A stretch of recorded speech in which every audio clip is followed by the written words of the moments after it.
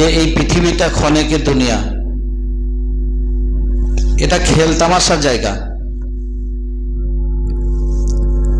ভাই, একটা ক্রিকেট খেলা বা ফুটবল, যে কোনো একটা খেলা একটা ময়দানে যখন হয়, নির্ধারিত নির্দিষ্ট একটা সময় নিয়ে হয়।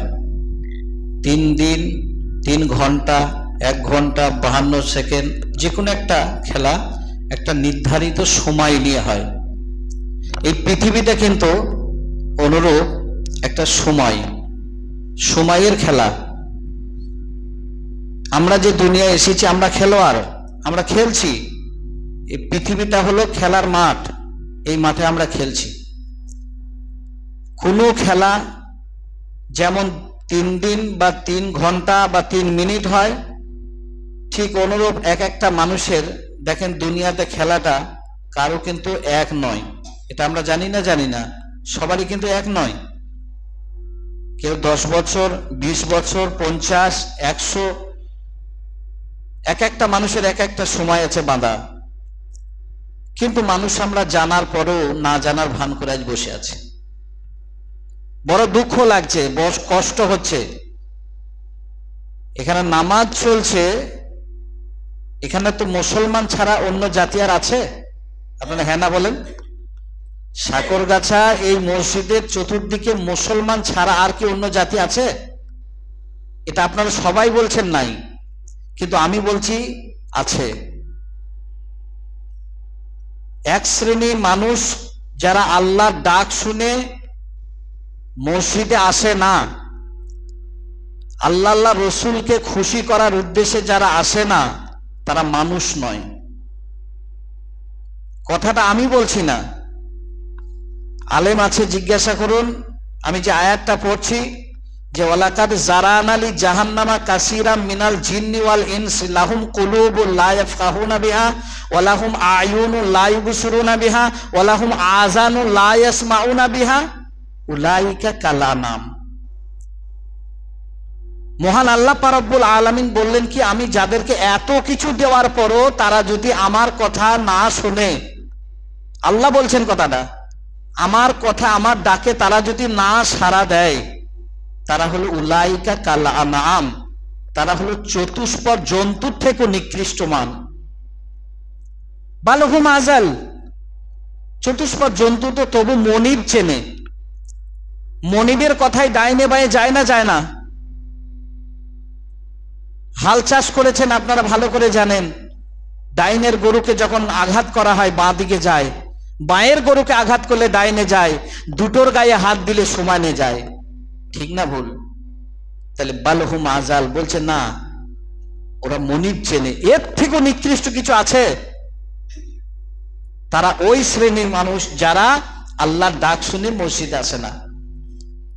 বলবেন হয়তো তারা আসছে না, তা আমরা কি করব? আপনার আমারও পরিত্রাণ নাই। ভালো করে শুনে নেন কথাগুলো। আপনার আমারও কোনো পরিত্রাণ নাই। যারা বলছেন যে তারা আসছে না, তারা করছে না, তারা সাড়া দিচ্ছে না, তা আমরা কি করতে পারি? কতটুকু আপনি শ্রম দিয়েছেন যারা আসে না? যারা আসে না তাদের পেছনে কতটুকু সময় দিয়েছেন আপনি বলতে পারবেন? কতটা দুঃখ পেয়েছেন আপনি, কতটা কষ্ট পাচ্ছেন? যে নামাজ চলছে, ওখানে হট্টগোল চলছে, নামাজের সময় তারা তো আসবেই না, নামাজের সময় তারা হাট বসাচ্ছে, এটা কষ্ট পাচ্ছেন আপনারা সবাই? কুআনফুসিকুম আহলিকুম নার। স্বয়ং আল্লাহ কি বলছেন? বান্দা, আমার তৈরি যে জাহান্নাম, সেই প্রজ্বলিত আগুন থেকে তোমরা বাঁচো। ও আহলিকুম নার, তোমার আহাল পরিবারকে বাঁচাও, বন্ধু বান্ধব আত্মীয় স্বজনকে তোমরা বাঁচাও। আমরা বাঁচানোর চেষ্টা করি না। অধিকাংশ মানুষ যারা বেনামাজি, বেপথে আছে, তারা একটাই সওয়ালের জবাব। তাদেরকে সওয়াল করুন, কেন যাচ্ছিস না, কেন যাবি না, কেন তুমি যাবে না? তারা কি জবাব দিচ্ছে বলুন তো? সময় আছে, ঠিক সময় হলে যাব। বলে কি বলে না? ঠিক সময় হলে যাব। সময়ের একটা কথা আপনাদেরকে বলে দিই।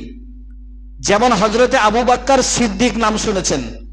আবু বকর নাম সিদ্দিক নয়, সিদ্দিক একটা পদবী নাম। হযরত ওমর ফারুক, ফারুকটা নাম নয়, ফারুকটা কি একটা পদবী, মানে এমন একটা কাজ করেছিলেন জিন্দেগিতে, সেই কাজের প্রতিফলন তাকে একটা ডিগ্রি দেওয়া হয়েছিল, সেই ডিগ্রির পদবীটার নাম হলো ফারুক বা সিদ্দিক। আমি একটা সাহাবীর নাম বলছি, যে সাহাবীটা ডিগ্রি পেয়েছিলেন গাসিলুল মালাইকা। কি বললাম মনে থাকবে? গাসিলুল মালাইকা একটা সাহাবীর পদবী। এটা যুদ্ধটা অনেক বড় যুদ্ধ, সেদিকটা আমি যাব না। যুদ্ধ সংগঠিত হয়েছে, যুদ্ধ শুরু হয়ে গেছে, যুদ্ধ শেষও হয়ে গেছে। এখন মুসলিমদের সাথে গায়ের মুসলিমরা যে যুদ্ধ করেছে, সেই মুসলিমদের বা গায়ের মুসলিমদের লাশগুলা যে ময়দানে পড়ে আছে, মানে ওই পদবিটা কোন সাহাবী পেয়েছিলেন সে কথাটা আপনাদেরকে বলে দিই। সময়টা কি, বা যারা বলে আমার সময় হলে ঠিক যাব, ভালো করে মূল্যায়ন করেন। তা যখন এই কথাটা বলল যে দেখো তো যারা শহীদ হয়ে গেছে, সর্বপ্রথমে মুসলমানরা সেই জায়গায় যেতে পারেনি, গায়ের মুসলিমরা দেখেছিল। দেখার পরে প্রত্যেকটা লাশ তারা ক্ষত বিক্ষত অবস্থায় মারা গেছে, তবু তাদের অঙ্গ কেটে নেওয়া হয়, কারো হাত, কারো পা, কারো নাক, কারো চোখ, এরকম করে কেটে নেওয়া হয়। তা যখন এইভাবে কাটে, গায়ের মুসলিম যারা মুসলমানদের সাথে যারা যুদ্ধ করতে এসে শহীদ হয়ে গেছে, যারা জিন্দা আছে, তারা পর্যন্ত বলছে শোনো সবারই অঙ্গ কাটবে, এই লাশটার অঙ্গ কাটবে না। কোন লাশটা গো?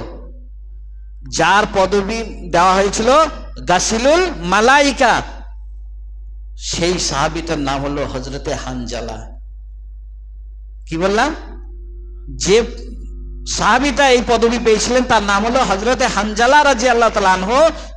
লাশটা পড়েছে বলে একে মেরুন, এর মানে অঙ্গ কেটো না, এর অঙ্গটাকে ছিন্ন বিচ্ছিন্ন করো না। তার কারণ এ শুধু ওদেরই নয়, আমাদেরও দলে যখন ছিল তখন এ অসত্যকে মেনে নিতে পারতো না, সত্যের উপরই অটল থাকতো।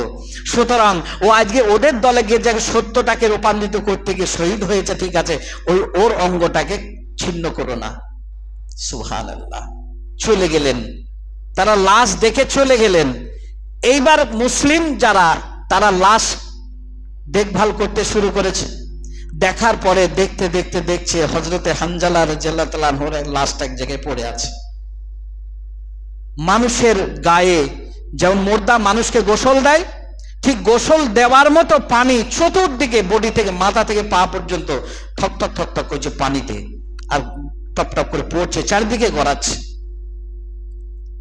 এই অবস্থাটা দেখার পরে সাহাবায়ে কেরামরা করলেন কি? ছুটে চলে গেলেন বিশ্ব হাবিব, বিশ্ব নবী, বিশ্ব নেতা, বিশ্ব গুরু জনাবে মুহাম্মদ রাসূলুল্লাহ সাল্লাল্লাহু আলাইহি সাল্লামের কাছে গিয়ে ঘটনাটা, টোটাল ঘটনাটা বললেন, হানজালার বিষয়টা, বা তারা কারা শহীদ হয়েছে সব বিষয়টা বললেন। আল্লাহর নবী জনাবে মুহাম্মদ রাসূলুল্লাহ সাল্লাল্লাহু আলাইহি ওয়াসাল্লাম সাহাবাদের মুখ থেকে শোনার পরে কি বললেন? বলছে তোমরা আমাকে খবর দিতে এসেছো, আর আমি ওয়াল্লাহি আল্লাহর কসম করে বলছি, আব্দুল্লাহর বেটা মুহাম্মদ সাল্লাল্লাহু আলাইহি সাল্লাম, আমি মুহাম্মদ ওয়াল্লাহি কসম নিয়ে বলছি, আমি দেখলাম আসমানের নিচে জমিনের উপরে মধ্যস্থলে ওই হানজালার লাশটাকে গোসল দেওয়া হচ্ছে। চাঁদির পাত্রে করে পানি নিয়ে এসে, এটা উল্লেখ করে দেয়া হলো যে চাঁদির পাত্রে, মানে সব থেকে দামি সেই চাঁদির পাত্রে করে পানি, তবে ওই পানিটা কোনো মানে কোনো জায়গায় জমা হয়ে আছে এরকম পানি নয়, যেমন আসমান থেকে মানে বর্ষায় পানি, ঠিক সেই পানি ওই মানে চাঁদির পাত্রে করে ধরে, আর তারা ধরে ধরে মালাইকা, যে বললাম পদবীতে কি পেয়েছিল, গাসিলুল মালাইকা, অর্থাৎ অসংখ্য ফেরেশতা দিয়ে, রহমতের ফেরেশতা দিয়ে মহান আল্লাহর আদেশে তারা গোসল দিচ্ছিল। আমি দেখতে পেলাম নিজে, তোমরা বলতে এসেছো, যাক আমি দেখেছি, স্বয়ং নিজে দেখেছি সচক্ষে, আর তোমরা মানে গোসলের ভিজে দেখে তোমরা আমাকে খবর দিতে এসেছো, তো যাও তোমরা এখন চলে যাও। এর রহস্যটা কি? ইতিপূর্বে তো আমি কোনো সাহাবীর গোসল তো মালাইকা অর্থাৎ ফেরেশতারা দিয়েছে, আমি নবী সাল্লাল্লাহু আলাইহি ওয়াসাল্লাম তো আমার মনে নাই, আমার জানা নেই। তাহলে এই গোসলের রহস্যটা কি? একবার তার বিবির কাছে যাও তো, খবরটা নাও, কারণটা কি? কি কারণে, কি এমন তার গুণ ছিল, এমন কি ইবাদত করত, এমন কি সে দান খয়রাত করত যে তার উপরে এত মানে আল্লাহ রাজি হয়ে গেল? জানার বিষয় কিনা। চলে গেলেন তিনজন, যাওয়ার পরে খবর নিলেন, দেখছেন তিনি কিভাবে খবর পেয়েছেন জানি না, সে কথার দিকে আর যাচ্ছি না। তার বিবি মানে শোকাহত অবস্থায়, মর্মাহত অবস্থায়, হ্যাঁ, ঝিমিয়ে বসে আছে। আমাদের মতন বাড়ির বিবিরা হলে, মেয়েরা হলে কি করত? গায়ের পোশাক আর থাকতো না। ঠিক বলছি না ভুল বলছি? গায়ের পোশাক আর থাকতো না, বুক ছিঁড়াছিড়ি, লোক মানে মুখ ছিঁড়াছিড়ি আর চুল ছেঁড়াছিড়ি চলতো, আর জমিনের আশ্রয় দিয়ে বারবার কাটা কবুতর মতো পড়ে ছটপট করত। কিন্তু না, তার বিবি ওইভাবে ছটপট করে নেই, শোকাহত অবস্থায়, মর্মাহত অবস্থায়, কি যেন আমার হারিয়ে গেল, কি আমি ঘটে ফেললাম, এরকম হা হতাশ হয়ে বসে আছেন। সালামের বিনিময়ে জিজ্ঞাসা করলেন, টোটাল ঘটনাটা বললেন, আল্লাহর নবী পাঠিয়েছেন, বিবি কাছে খবর নিয়ে এসো। তাই আমরা খবর নিতে এসেছি। হযরতে হানজালা রাদিয়াল্লাহু তাআলা, আপনার তো স্বামীজি, কি ব্যাপারটা বলুন তো? তার গোসল ফেরেশতারা দিল, আর দুনিয়ার কোনো পানিতে গোসল হলো না, আর দুনিয়ার কোনো পাত্র তার উপরে ব্যবহার করা হলো না, চাঁদির পাত্র জান্নাত থেকে নিয়ে এসে তার দ্বারা গোসল দেওয়া হবে, কারণটা কি? বলল, শুনতে চান আপনারা? আমি মদিনার বুকে একজন সুন্দরী মহিলা, মদিনার মাটিতে আমি একজন সুন্দরী সুশ্রী মহিলা, আমি রূপ আল্লাহ আমাকে যে দিয়েছিল জানি না কার জন্য কবুল করে নিয়েছেন। সেই হানজালার সঙ্গে আমার যখন বিবাহ হয়, দিনটা ছিল বৃহস্পতিবার, ঠিক আজকে রাত্রে, সুবহানাল্লাহ, আজকে রাত্রে মানে জুম্মার রাত।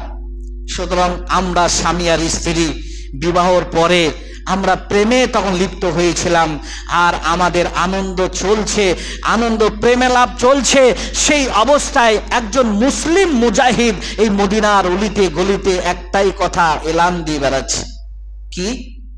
ওগো মুসলিম, কারা আছো? কে মুজাহিদ আছো? কে বীর পালোয়ান আছো? কে আল্লাহ ওয়ালা রয়েছো? নবী প্রেমিক কে রয়েছো? এখন যুদ্ধের তামান্না বেজে উঠেছে, তোমরা ঢাল তরোয়াল নিয়ে তাড়াতাড়ি বিদ্যুৎ গতিতে বেরিয়ে পড়ো। সুবহানাল্লাহ। এই আওয়াজ যখন আমার স্বামীজি শুনলেন, আমাদের আনন্দ সেখান থেকে মিটে গেল, সেখান থেকে বন্ধ হয়ে গেল, ব্রেক হয়ে গেল। সঙ্গে সঙ্গে তিনি অস্ত্র নিয়ে বিদ্যুৎ গতিতে চলে গেলেন। না জানি ওই মুজাহিদদের দলে হয়তো আমি পিছিয়ে যাব, আল্লাহর হাবিবের কথা অমান্য করা হবে। যদি একটা মিনিট, একটা ঘন্টা যদি পিছিয়ে যায়, না জানি আমার জন্য আল্লাহ কবুল নাও করতে পারে। ওই জন্য গোসল করার মতন আর সময় সুযোগ হয়নি, হাতে ছিল না সময়, ওই জন্য বিদ্যুৎ গতিতে চলে গিয়েছিল। আমার জানা মতে এইটুকুই জানি আমি, আর বিশেষ আমার আমল জানা নেই। এটা কি ছোট মনে হয়? এই আমলটা কি ছোট মনে হয়? আজকে যদি একটা যুবককে বলা হচ্ছে, তোমার বাপ ভালো ছিল, তোমার মা ভালো, তোমার ভাইরা ভালো, তোমার দাদর বংশে পরস্পর সবাই ভালো শুনছি, তুমি কেন বেপথে এইভাবে আনন্দ লুটছো? একটু চলো, আল্লাহর ডাক শুনে নামাজটা পড়তে এসো। তুমি যুবক কি করে বলো এখন সময় আছে আমার এখনো হাতে সময় আছে, এখনো সেই রকম বয়স আমার হয়নি। এক ভাইকে বললাম, ভাই নামাজটা পড়ো না। তা বললো, আমি ঠিক পড়বো মৌলভী সাহেব, তবে আমি যেদিন পড়বো না, ওই নামাজিদের মতো নেমোখারামি আমি করবো না। নামটা বলছি না, আপনার জামাতেরই লোক। তবে যেদিন আমি পড়তে শুরু করব, এই নামাজিরা যা নেমোখারামি শুরু করেছে, ওদের মতন আর নেমোখারামি আর দাগাবাজি আমি করব না। আমি শুধু নামাজই পড়বো। মনে হচ্ছে যেন আজরাইলের সাথে প্রতিদিন ওর মোলাকাত হয়, না কি বলছেন? প্রতিদিন মনে হচ্ছে যেন ওর সঙ্গে দেখা হয়, পরামর্শ হয়, কবে আসতে বলবে সেদিন আসবো। মনে হচ্ছে যেন ঠিক ওর কাছে কুল্লু নাফসিন যায়কাতুল মউত ফরমিয়াছে কোরআনেছে, আপোষে কাদের সকলে চাকিতে হবে মজা মউতের। আইনামা তাকুনু ইদরিকুমুল মাউত ওয়ালাউ কুনতুম ফি বুরুজিন মুশাইয়্যিদা। বান্দা বেটা, তুমি কোথায় মরবে তোমার কি জানা আছে? তুমি মাল কিনতে গিয়ে সেখান থেকে বাড়ি ফিরবে, তোমার জানা আছে? জানা নেই। তা আমার বলার বিষয় যেটা, সেটা হলো এই যে আমরা যারা নির্দ্বিধায় মেনে নিচ্ছি, সুস্থ মস্তিষ্কে যারা মেনে নিচ্ছি, তারা অনার্গল বেপথের ওপরে অটল আছে, অথচ তাদেরকে দেখে আমরা কোনো হার উতাস হচ্ছি না, মেহনত চালাচ্ছি না। আমি মনে করছি হয়তো আমি তো নামাজ পড়ছি, আমার স্ত্রী পড়ছে, আমার দুটো ছেলে পড়ছে, আরেকটা না পড়লে কি হবে? আমার দুটো ছেলে পড়ছে, যাক যে কটা পড়ছে কোটা তো জান্নাতে যাব না। কুয়ানফুসিকুম আহালিকুম নারা, আল্লাহ বলেছে তুমি একা বাঁচো। শুধু এইটুকু যদি বলেন কুয়ানফুসিকুম, তুমি বাঁচো জাহান্নাম থেকে, আহালিম শব্দটি যদি আর ব্যবহার না করতো, তাহলে প্রতিবেশী ভাই ভাতিজা না পড়লে আর কোনো অপরাধী হতেন না আপনি। কিন্তু আল্লাহ যে জানিয়ে দিয়েছে তুমি বাঁচার পরে তাদেরকে বাঁচার তাগিদ দাও। তো ভাই বন্ধুরা আমার, একটু চেষ্টা আমরা করবো ইনশাআল্লাহ, নিজেকে বাঁচার জন্য চেষ্টা করব। হ্যাঁ, হিদায়েতের মালিক তো আপনি নয়, আপনাকে হিদায়েত দিতে হবে না, তাকে জোর করে হিদায়েত নেওয়া যাবে না, তবে বলতে হবে। বললে কি আছে, ওমান নাহসানু কাওলাম মিম্মান দা ইলাল্লাহ, দা ইলাল্লাহ, একটু দাওয়াত দিয়ে তাদেরকে আল্লাহমুখী করে দেন। হলো আলহামদুলিল্লাহ, হলো না তার কপাল সে বুঝে নিল, তার রাস্তা সে দেখে নিল, কিন্তু আপনার রাস্তাটা যে ক্লিয়ার হয়ে গেল, এইটুকু আপনি করবেন না? একটু করুন। আপনার ছেলে, আপনার ভাই, আপনার ভাতিজা, আপনার মানে বন্ধু, আপনার প্রতিবেশী যখন এইভাবে চলছে, একটু সেই জায়গায় দাঁড়ান না। সেই জায়গায় দাঁড়িয়ে এখন আমরা দেখছি নামাজিরা নামাজ পড়ছি, আবার সেই শয়তানি দলে দিয়ে তাদের সাথে হয়ে দিচ্ছি, বলা তো দূরের কথা, তাদের সাথে হয়ে দিচ্ছি। হ্যাঁ, সেই হয়ে আমরা চালিয়ে দিচ্ছি। এই চালাতে চালাতে আমরা পরিত্রাণ পাবো না। তাই আমার করজোরে অনুরোধ যে আপনারা যখন নামাজি আলহামদুলিল্লাহ, আপনারা মুসলমান আলহামদুলিল্লাহ, আপনারা মুমিনের খাতায় যখন নাম পড়েছে আলহামদুলিল্লাহ, আল্লাহ যেন কবুল করে নিক। এই মুমিন অবস্থায় যেন আমাদের সকলের মৃত্যু হোক, আল্লাহ যেন আমাদের কালমা নসিব করুক, আল্লাহ যেন আমাদেরকে সুস্থ অবস্থায় ঈমান দান করুক, আমাদেরকে হিদায়েত দিক, আমাদের পরিবারের সুখ শান্তি দিক। আল্লাহ যেন আমাদের রোগ, আমাদের বিপদ আমাদের কাছ থেকে যেন সরিয়ে দিক, আমাদের ব্যবসা বাণিজ্যে যেন আল্লাহ বরকত দিক। সুবহানাকাল্লাহুম্মা ওয়া বিহামদিকা আশহাদু আল্লা ইলাহা ইল্লা আনতা আস্তাগফিরুকা ওয়া আতুবু ইলাইক। আসসালামু আলাইকুম।